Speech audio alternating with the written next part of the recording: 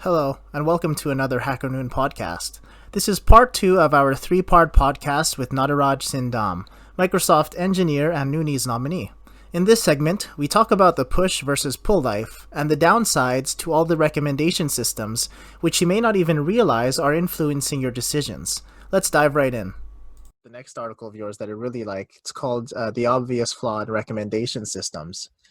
Could you briefly tell our listeners what that one is about?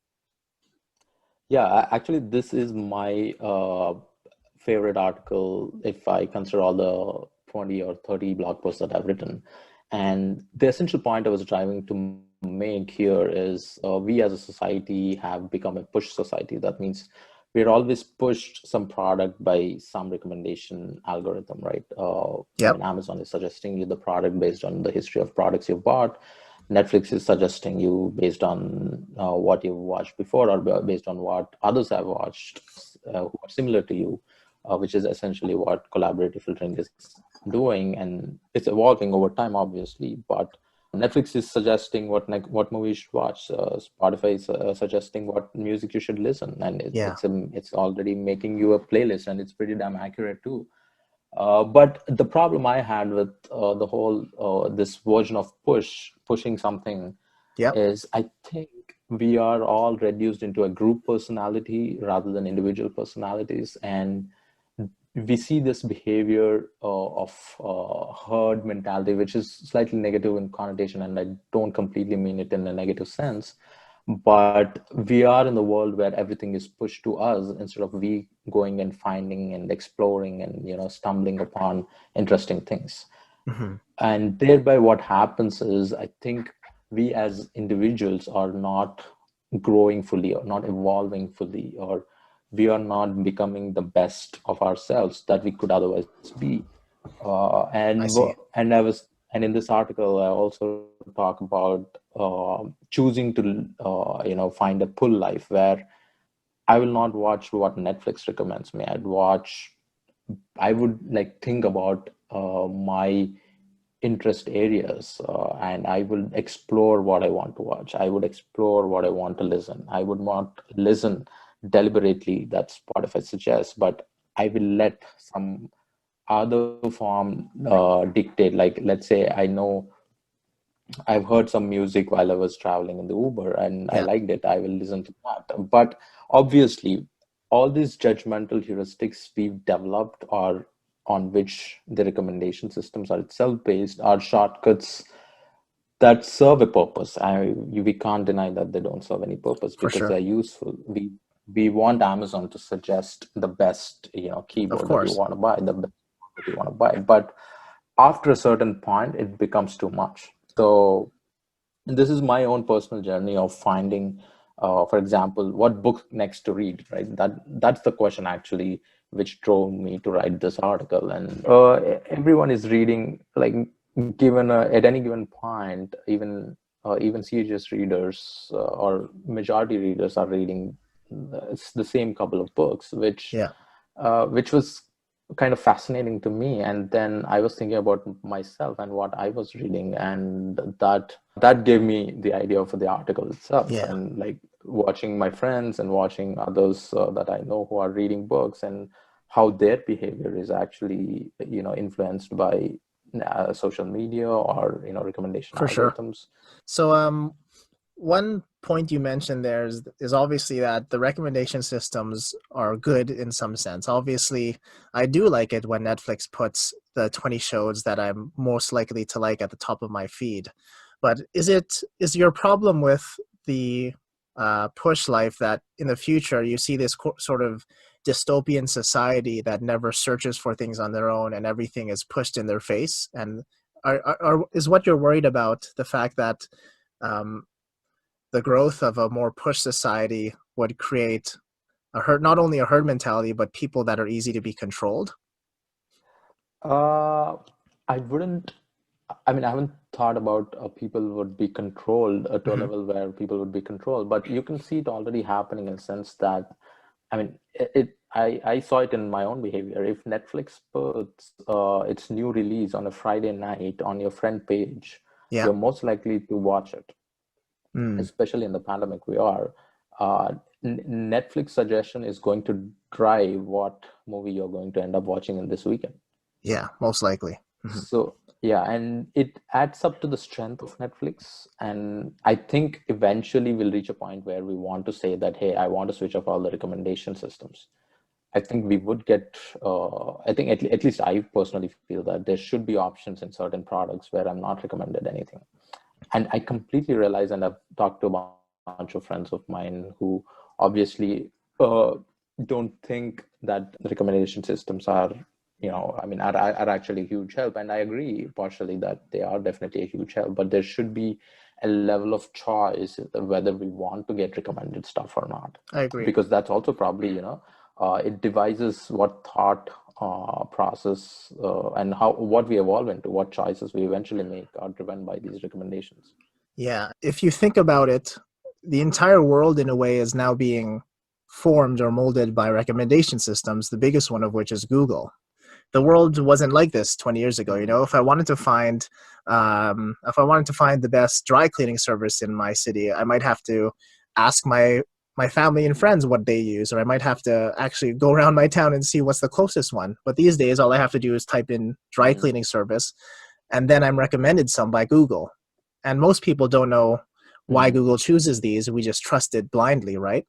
And I do have a bit of a fear that if this trend keeps going more and more, we're at the mercy of whoever owns the biggest search engine, which is Google. And so far, lots of people have opinions on this, but Google hasn't been too bad. But if Google were taken over by someone with malicious intent, it would be very easy for them, I think, to mold the world in the way they wanted it to. Yeah, that's the dichotomy of this decision, right? Like, because you essentially as a customer, you got the best result, at least, the problem that you're looking for is solved. But Yeah, think about it in the perspective of the business operator. Maybe he's not in the advantage of receiving the best treatment from Google, right? that's true. And some individuals can actually, manipulate with search results and maybe push one result up, and maybe Google has the power of push something up and push something down, but I don't think they do it actively in different sectors. But we have seen this happen with famously with travel sector when Google launched its own flight service, and I think it's in Europe, where one of the companies traffic was significantly, almost 50 to 60% down, and Yep. there's a big legal issue that I don't know if it's concluded yet or not, that happened in Europe Yeah. about this exact issue. So in the article, there's something here I want to quote that I find really interesting. 1 second. You said, Facebook has been the Uber of 2018. They had a negative breaking headline every other week centered around issues of privacy, social engineering, and national security. The reason for this is the decade-long dissemination of content without any regulation under the legal construct for a platform. So Facebook identifies itself as a social media platform, right? And the point you're making is, since it's not a traditional media platform like CNN, they aren't really held to the truth of what people post on Facebook.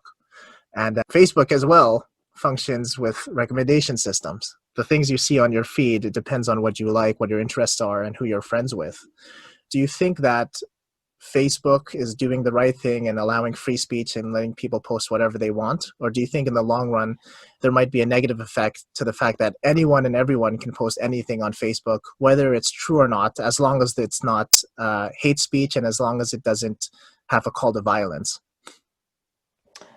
I think fundamentally Facebook has a choice, right? Facebook is a private business. It has a choice on what it can do. Like, Yep.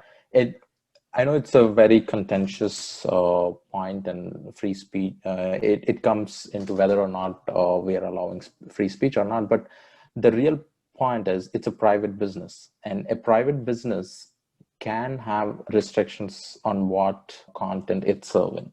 So in that sense, as a business itself, Facebook can restrict the content that is being posted on their website. Yeah. So that's a straight up choice that Facebook has.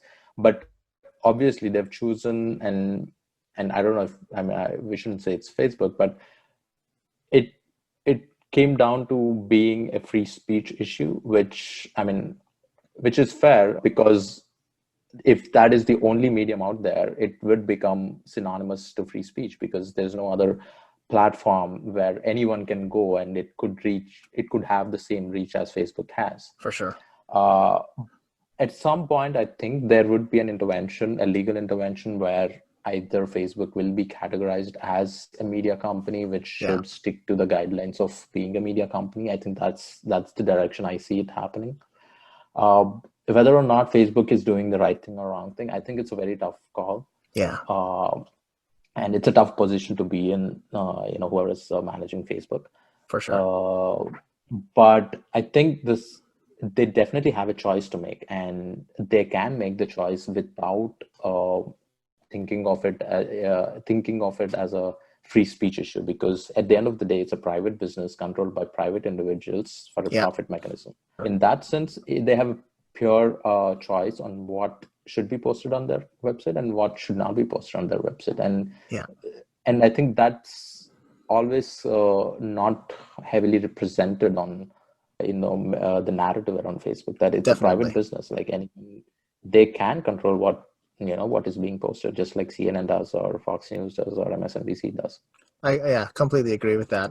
And talking about the push versus pull life again, obviously in the article you advocate for a more pull life. What's your advice to people that do want to transition to a more pull life? What do you do in your personal life, Nataraj, where you make conscious decisions to make choices on your own rather than get these recommendations pushed onto you?